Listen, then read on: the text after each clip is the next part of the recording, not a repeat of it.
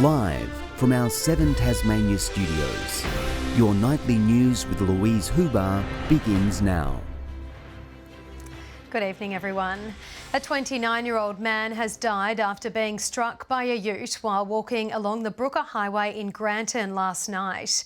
Crash investigators are working to determine how the tragedy unfolded. Another heartbreaking scene on Tasmania's roads. Emergency services were called to this dimly lit section of highway in Granton late last night.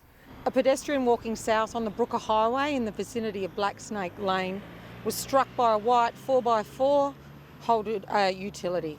The 29-year-old Hobart man died at the scene. Police say the driver wasn't injured in the crash. Emergency services remained at the scene for around 4 hours, both southbound lanes closed. There is no indication at this time that speed, the use of alcohol or illicit drugs were a contributing factor to the collision. Police returned to the scene this afternoon, once again diverting traffic away from this stretch of the highway as they continue their investigation into the circumstances surrounding last night's tragic crash. We're in the early stages of the investigation and we'll continue to provide advice as it comes to light. As the state's road toll continues to rise, a reminder for everyone to take care on our roads. So that if you are walking along the road in an area that's not well lit at night, please try to walk on the side of the road where you are facing oncoming traffic, which will increase the visibility to road users. Police are urging anyone who witnessed the crash or saw a man walking along the Brooker Highway last night to contact Crime Stoppers. Meg Sides, 7 Tasmania News. An elderly Devonport man has been found dead on a walking track in the northwest. A search and rescue operation was launched last night when the 77-year-old didn't return home from his solo trip. The man's body was found on the Ridgeline track in the Kimberley's Lookout area. The Westpac rescue helicopter was used to help retrieve his body. A report will be prepared for the coroner. A fire has ravaged a property in Wyena, near Labrina, leaving only charred remains. The fire is believed to have started due to an electrical fault in a nearby shed and spread quickly to the house. This secluded bushland home, now a burnt-out shell. The neighbouring shed where the fire began, reduced to charred debris. Firefighters from nearby Labrina were quick to the scene, but not fast enough to save the home. When our crews arrived, they found the structure that you can see fully involved, or not fully, but very close to fully involved, including the outbuildings. The damage bill is yet to be finalised, but it's sizable. We haven't got an accurate tally at this point in time. I would say that the structure is most likely going to be a total loss.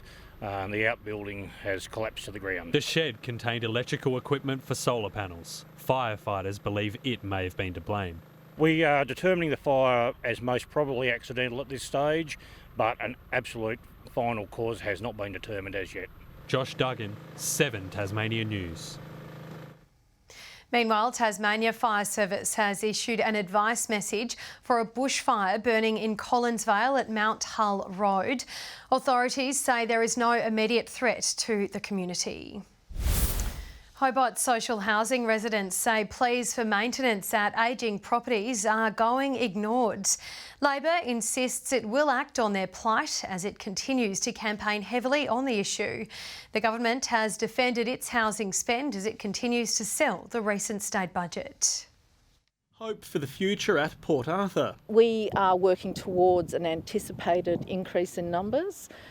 Clearly our busiest season anyway is always January and February. Using the historical site to sell its week-and-a-half-old budget. The Port Arthur Historic Site, we've put in a $20 million equity contribution injection. The government is facing claims social housing is crumbling.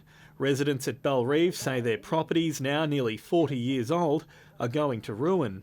Apparently they were supposed to be coming in to put in showers in all the units and changing the bathrooms too over 5 or 6 years ago, but they only done a certain amount. Labor using the block of units to sell its 5-day-old budget reply. Labor's jobs plan for Tasmania, it looks to invest an additional $17.5 million. Elise Archer insists the money is there to build more homes and fix the ones standing. With our total package being $300 million in this year's state budget. Just a Saturday biff before the real brawl at budget estimates next week. Sean McComish, 7 Tasmania News. A development application has been lodged for a new accommodation facility for homeless youth in Burnie. The state government says the $8 million complex will include 23 units for young people aged between 13 and 20 who are at risk of or are experiencing homelessness. The crisis centre will also provide 24/7 support services. The holiday season is nearing and Tasmanian families have been getting into the festive spirit with their furry friends. Santa wasn't able to visit the RSPCA's annual Christmas photo event this year due to COVID restrictions. However, that didn't stop poochers turning up for their cutest snap of the year. I don't know about other people, but in past years I've actually sent my Christmas cards out with my photos of my dogs with Christmas paraphernalia, either with Santa or with their Santa caps on. The event is helping the organisation fund its new Southern Centre, set to open in Moona next month. Closer to home, as Tasmanian tennis has seen its first regional match-up in 2 decades, with the North and Northwest battling it out today. Organisers are hoping this will jumpstart interest in the South and lead to a triangular tournament held next year. We're hoping South see this, they get on board, and we're looking at the March long weekend to get all the teams together and hopefully have a very high quality match-up in tennis. The event attracted a high level of competition, including the state's best juniors and those who have played US college tennis.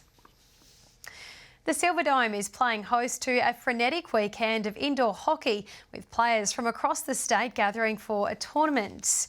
The inaugural version of this event, it was brought on by the lack of national competition in 2020 and a shortened outdoor season. We've been able to pretty much go straight from outdoor to indoor, so it's got more people involved as well with the shortened season, so the competition's a lot better this year. It's a great opportunity for us to get something up and running from an intrastate competition point of view, and hopefully we can put it on the calendar and get more people involved in the years to come. The event has incorporated junior age groups as well as seniors, all playing multiple games over the 2 days. Good evening. 25 was the state's top today in Launceston, Hobart 22, 19 in Devonport and Burnie 18.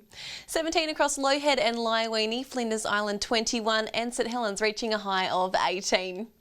On the close-up shows high-level cloud across the northwest and south of the state, while low-level cloud sits around the east.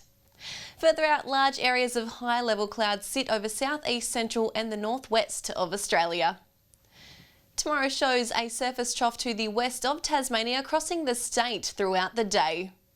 East to northeasterly winds tomorrow 10 to 20 knots, swells up to 2 metres in the west and south and below 1 metre in the north. Tomorrow's forecast now, a shower or 2 across Hobart and Richmond, ooze 24. In the north, Launceston and Devonport expecting a shower or 2, 22 at Deloraine. Burnie and Curry tomorrow 21, Strawn reaching a high of 22. St Helens expecting showers 21 at Swansea and Whitemark 23. The UV forecast is very high across the state with the sun setting at 8:19 p.m. Looking ahead to the 3-day forecast now, Monday showers about the northeast, mostly fine elsewhere. Tuesday showers about the west and northeast, easing in the evening. And Wednesday mostly fine with northwesterly winds. Capital cities 29 and sunny in Perth tomorrow, Melbourne showers increasing and Sydney 25. And currently Hobart 18 and mostly cloudy, Launceston 19 and Devonport 16 and mostly cloudy. That's all for weather tonight. That's all your news for this Saturday evening. Thanks for joining us. See you tomorrow. Good night.